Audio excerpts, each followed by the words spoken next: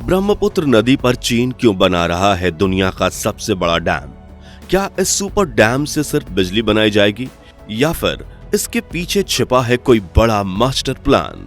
आखिर क्यों चीन कर रहा है भारत पर वाटर स्ट्राइक करने की तैयारी? और कैसे चीन के एक ही वार से रातों रात तबाह हो सकते हैं भारत के उत्तर पूर्वी राज्य? दोस्तों, पिछले कुछ सालों से भारत और चीन के बीच बॉर्डर टेंशन लगातार बढ़ रही है।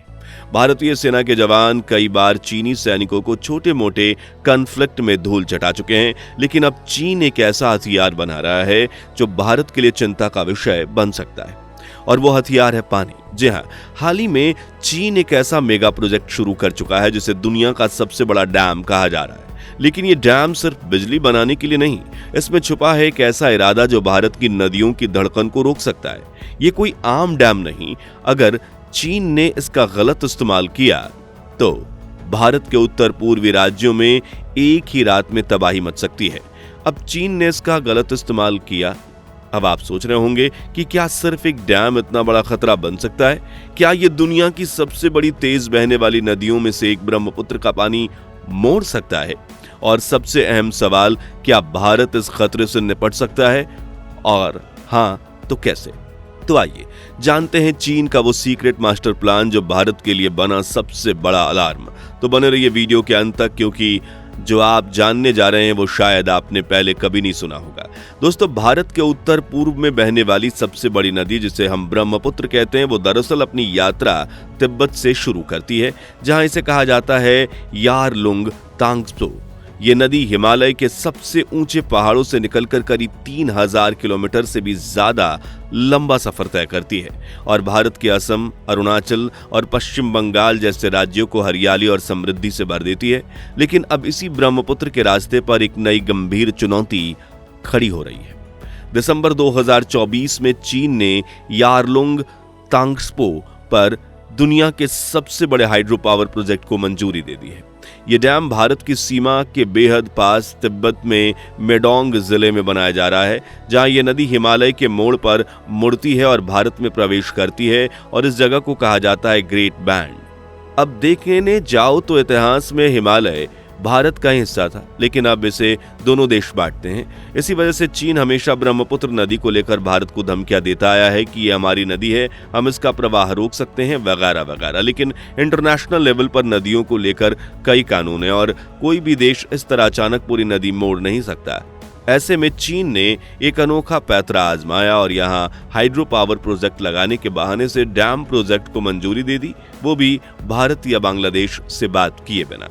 अब चीन का दावा है कि इस डैम से 70 गीगावाट तक बिजली पैदा की जा सकेगी और रिन्यूएबल एनर्जी से लाखों घरों को रोशन मिलेगा, जिससे कोयले पर उसकी निर्भरता कम होगी। अब चीन ने पहले ही ऐसे हाइड्रो प्रोजेक्ट किए हैं, जैसे कि दुनिया में अब तक का सबसे बड़ा हाइड्रो बांध चीन का थ्री गॉर्जस बांध है, जो चीन की सबसे लंबी नदी यांगत्जी पर बना है। लेकिन ब्रह्मपुत्र यानी यारलुंग तांग्सपो पर थ्री गॉर्जस डैम से 3 गुना बड़ा सुपर डैम बनाया जा रहा है। अब देखने में तो ये एक महत्वाकांक्षी रिन्यूएबल प्रोजेक्ट लग रहा है, लेकिन सच्चाई इससे कहीं ज्यादा गहरी और डरावनी है। एक्सपर्ट्स बताते हैं कि इस बांध को किस जगह पर बनाया जाएगा उससे जुड़ी कोई जानकारी सार्वजनिक नहीं की गई है। इसके लिए हिमालय के पहाड़ों में लंबी सुरंगें खोदकर नदी का रुख बदला जाएगा।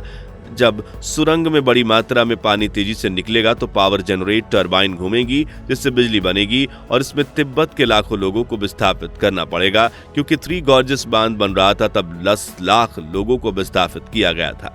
अब एक बार फिर तिब्बती लोगों पर खतरा मंडरा रहा है, क्योंकि इस बांध को बनाने से नदी के किनारे बसे कई तिब्बती पवित्र स्थल ध्वस्त हो जाएंगे और चीन की इकोनॉमी अब काफी कमजोर हो गई है। और चीन सिर्फ इस सुपर डैम पर ही 127 अरब डॉलर खर्च कर रहा है।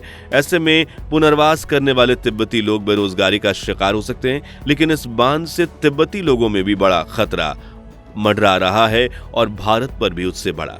जी हाँ, असल में ये डैम एक वाटर वेपन है, ऐसा हथियार जो बिना एक भी गोली चलाए पूरे देश को हिला सकता है। चीन अच्छी तरह से जानता है कि भारत की ब्रह्मपुत्र जैसी जीवनदायिनी नदी का जन्म तिब्बत से होता है, यानी भारत की नदियों का नल उसके हाथ में है। ऐसे में इस बांध को बनाने के बाद चीन ने इसमें बहुत सारा पानी स्टोर करना शुरू कर दिया, यानी पानी रोक दिया तो असम, अरुणाचल और बंगाल जैसे राज्य सूखे की मार झेल सकते हैं। वहीं अगर उसने अचानक लाखों क्यूसेक पानी छोड़ दिया तो भारत के नॉर्थ ईस्ट में ऐसी बाढ़ आ सकती है जो कई इलाकों को डुबो सकती है। दोस्तों, अब सवाल ये बड़ा है कि अगर कल चीन इस डैम के जरिए अचानक करोड़ों लीटर पानी छोड़ दे तो क्या भारत इसका सामना कर सकता है? क्योंकि ये सिर्फ पानी नहीं होगा, ये होगी एक वाटर स्ट्राइक जो हमारे असम, अरुणाचल और बंगाल, उत्तर बंगाल जैसे राज्यों में विनाश फैला सकती है।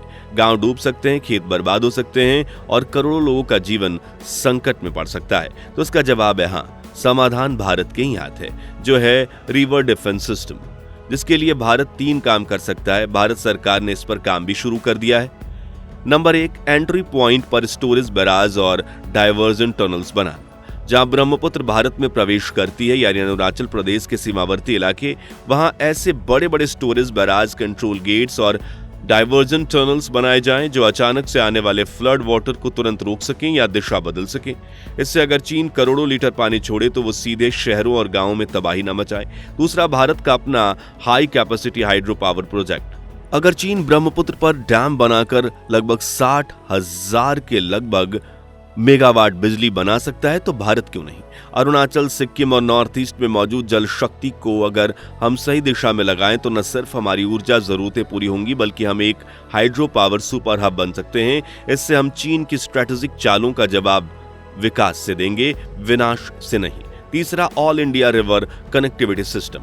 जिस तरह इंटरलॉकिंग ऑफ रिवर्स प्रोजेक्ट से देश की 37 नदियों को जोड़ा जा रहा है, उसी तरह हमें नॉर्थ ईस्ट की नदियों को बाकी भारत से जोड़ना होगा ताकि अगर ब्रह्मपुत्र में बाढ़ हो तो वो एक्स्ट्रा पानी गंगा, कोसी, दामोदर या गोदावरी तक डाइवर्ट किया जा सके।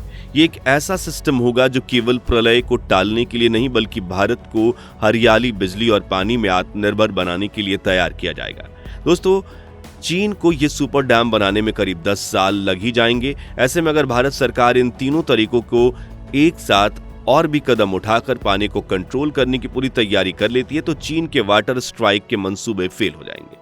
लेकिन अब सवाल यह है कि अगर चीन ग्रेट बैंड से ब्रह्मपुत्र नदी का पानी ही रोक देता है तो उसे मोड़कर अपने सूखे वाले इलाकों में भेज देता है तो उससे भारत में जो सूखा आएगा हम उसका सामना कैसे करेंगे?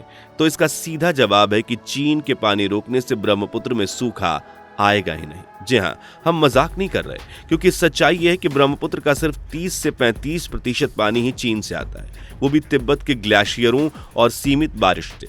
जबकि इस नदी का असली ताकत, इसकी जान, इसका असली प्रवाह भारत की जमीन से ही निकलता है। जी हाँ, भारत के उत्तरी पूर्वी राज्यों अरुणाचल, नागालैंड, असम, मेघालय और सिक्किम में हर साल होने वाली भारी बारिश ब्रह्मपुत्र को भर देती है और यहीं से मिलती है वो विशाल सहायक नदियां जो इस नदी को दुनिया भर की सबसे ताकतवर रिवर सिस्टम में शामिल कर देती हैं, जैसे सुबनसिरी, लोहित, कामेग, मानस, धनसिरी, जिया भराली और कोपीली। सिर्फ यही नहीं, मेघालय की खास गारो और जनजातीय पहाड़ियों से निकलने वाली छोटी बड़ी नदियां कृष्णाई, दिगारू, कुलसी जैसी कई धाराएं भी ब्रह्मपुत्र में आकर मिलती हैं और इसे और विशाल बनाती हैं।